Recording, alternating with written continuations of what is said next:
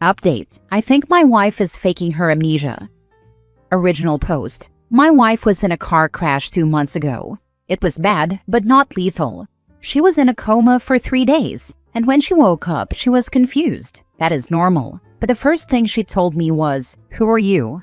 I thought she was making a joke or something, but she continued to act like she didn't know me. Her parents were also at the hospital, and she recognized them immediately. But she apparently did know her husband of 4 years.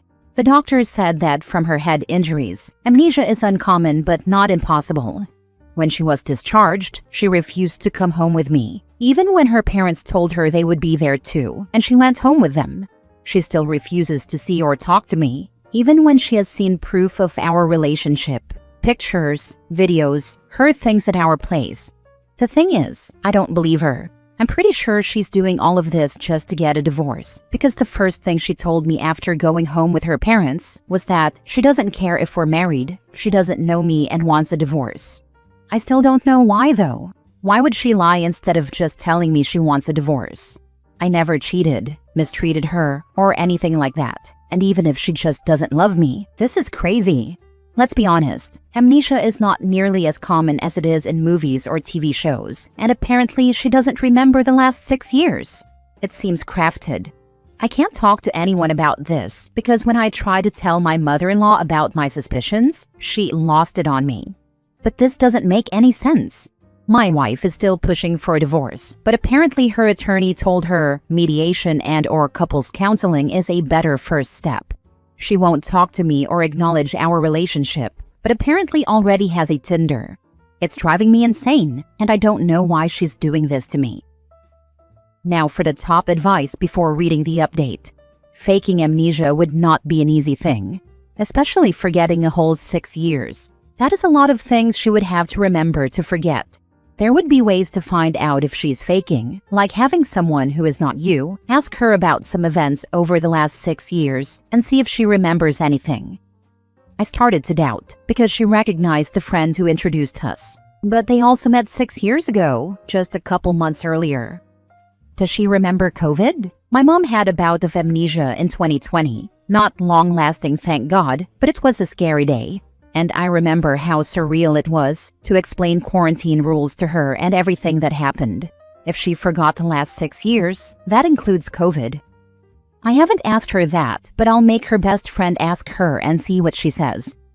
Mention the prenup you signed before your marriage and see her reaction. You'll know if she's faking. Give her the divorce she wants and move on with your life. It's sad and horrible, but isn't it better to find someone who wants to be with you? Are you sure her parents liked you? They were like second parents to me when my parents died a year into our relationship. They were my rock and invited me to live with them for a while to grieve in peace. My best friend had a heart attack and was in a coma for weeks. When she woke up, she remembered her parents and her brother, but not her husband. She asked her sister-in-law who the cute guy was. She didn't remember her son who was 12 or 13 either. She only remembered from a certain point before she met her husband. Eventually, over the next year, she regained a lot of memories, but she has extremely poor short-term memory. She can tell you her childhood phone number, but not her current one. Her asking who the cute guy her husband is was so wholesome, sending good wishes her way. It's been 15 years. She has come so far, but still has gaps. When he comes in the room, she'll joke and ask who the cute guy is, LOL. Now for the update a week later. Hello, it's me again. As you could probably see, I was not in a good place mentally speaking. Well, after making my first post, I tried to commit. I took a bunch of hypertension pills with a bottle of vodka. Thankfully, I ended up throwing up and called my best friend. He lives like an hour away, but I don't think it took him more than 20 minutes to get to my house. I was just on the floor without moving, and he took me to the hospital. Because I threw up most of the pills, I was given some fluids, and then I was committed to the psych ward for 4 days. My best friend decided to move in with me for the moment, and I have therapy appointments twice a week now. When I was released from the hospital, I found a bunch of texts from my in-laws asking me why I didn't pay for my wife's physiotherapy and therapy appointments, and I realized they were never worried about me. They didn't even ask if I was okay. They just asked for money. I realized this was going to kill me if I didn't do anything about it, so I called them and told them I agreed to the divorce and to tell my wife. But since she'll no longer be my wife, I won't pay for anything else and I want my car back. They tried to yell and I just hung up. My best friend found me a lawyer who is a friend of his, and we'll see what we can do to protect myself. I'm still very tired and very hurt, and I want to clarify that it's not that I don't believe my wife. I was just so heartbroken and drunk that I basically created a whole new alternative reality. Yesterday, my best friend went to retrieve my car because I don't have the energy to fight with anyone right now. It was in the middle of the night with a spare key, so we didn't even have to talk to them because my car was parked outside. I don't really know what I'm going to do after all this. Everything is still fresh and confusing, and everything hurts. But I can't fight anymore. Maybe this is all my own fault for fighting when everyone told me to just give up. I haven't heard anything from my ex, and I blocked my in-laws, but I assume we'll hear from them soon because I took my car and stopped all payments. I appreciate the kind words and those trying to reason with me, but at the moment I'm not ready to listen. Right now, I just want to get better and move on with my life. I asked for time off at my job so I can process everything better, and I'm just relaxing. I hadn't realized how badly I was sleeping until today, when I woke up around 2 p.m. I'll do my best to remember to update once the divorce is finalized, and my lawyer said we actually have a shot at not paying alimony or any medical bills, so I'm almost hopeful. Please take care of yourselves and enjoy the holidays. I'll try to do that myself too. Stay close to your loved ones in these times especially. The holidays can be as rough as they are joyful. I wish you all the best in the world, man. Good luck. Thank you. It's just me and my best friend this year. Your friend is a literal lifesaver. Hang in there, dude. I'm so sorry for what you're going through. Hopefully one day you'll be in a better spot, and this will feel like a different lifetime ago. Make sure you keep your car secured. Put a steering wheel lock so they can't steal it back with the key they have. He tried to make me move in with him at the beginning of all this, but I didn't listen. He really is a great man. Sorry you're going through this. My question though, do you still believe she's faking the amnesia? Is that what you mean by making up an alternate reality? I don't think she's faking it at the time. It was the better option than the love of your life don't remember you and doesn't want to be near you, and this might never change. To be honest, I don't think anyone can fake something like this from the waking up, but I wasn't thinking clearly and was in a very bad place mentally speaking. Next story. I started matching his effort and he accused me of cheating. Without getting into all the background, Hank and I have been together now for 20 years and have 2 kids. A few years ago, I felt our relationship was dying. We were past the toddler stage, and I tried everything I could think of to get it back. I communicated clearly, patiently, and consistently. He kept saying we were so happy, but truthfully, he was happy because I was going to great lengths to make him feel loved and appreciated and nurture our relationship, and he was doing nothing in return.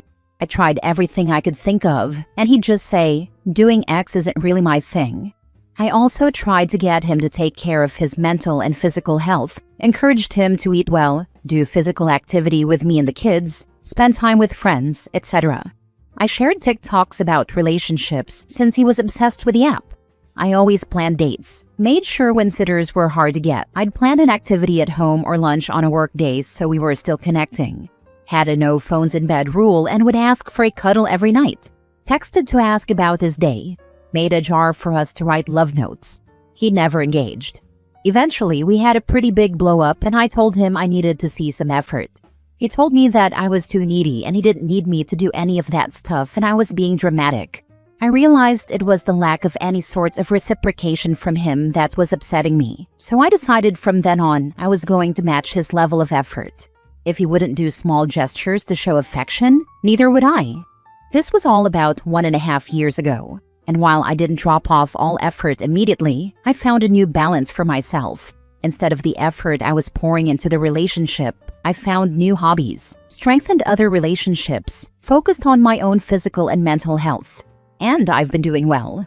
I am still a working mom, so it's not like I'm out late partying or anything, but usually I go out for a few hours a couple of days a week after the kids are in bed. Our relationship and intimacy both faded to basically zero. But I just figured that in this season of life, he was an exhausted working dad and didn't want any of that anyway. Last week was his birthday. I had the kids sing and told him he could order whatever he wanted for dinner. Old me would have made a big deal, thoughtful gift, special cake, home-cooked meal, and followed up with sending the kids for a sleepover on the weekend and gone all out with romance and lingerie. But I was matching his effort. Anyway, on Sunday he flipped out because apparently he was waiting to see if I had a surprise planned for him and realized I didn't. And then he accused me of cheating.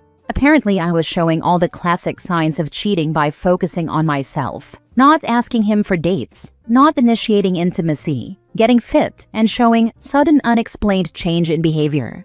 He was also checking my sex toys to see when they moved as proof I still had a sex drive, and checking for new underwear. Which, of course I still have a sex drive. And of course I replace my underwear regularly. I wasn't buying anything sexy, just the same comfy styles I've always worn. I actually laughed at first when he accused me because of the absolute absurdity that I'd want another man to make me feel like crap in the midst of trying to work and raise little humans. But now that it's simmered for a few days, I'm so angry. First, that he is capable of researching and paying attention to the relationship only when it's negative. Second, that he violated my privacy by looking at my underwear and toys. But mostly because it was clearly all a lie. He did need a relationship and to feel loved and desired, and just didn't want to do any of the work and preferred to make me feel crazy, rather than put his phone down and engage with me. And now I just feel like he doesn't really like me or want me to be happy. I think this might be it for us. Edit to add, he believed me that I'm not cheating, and I pointed out I was treating him exactly as he treated me, and he backtracked hard. I just don't think I want to move forward. I would also say that he told you he didn't need the effort, and you were made to feel needy, so now you have refocused that energy to self-care. He believes me that I wasn't cheating now, and understands what happened.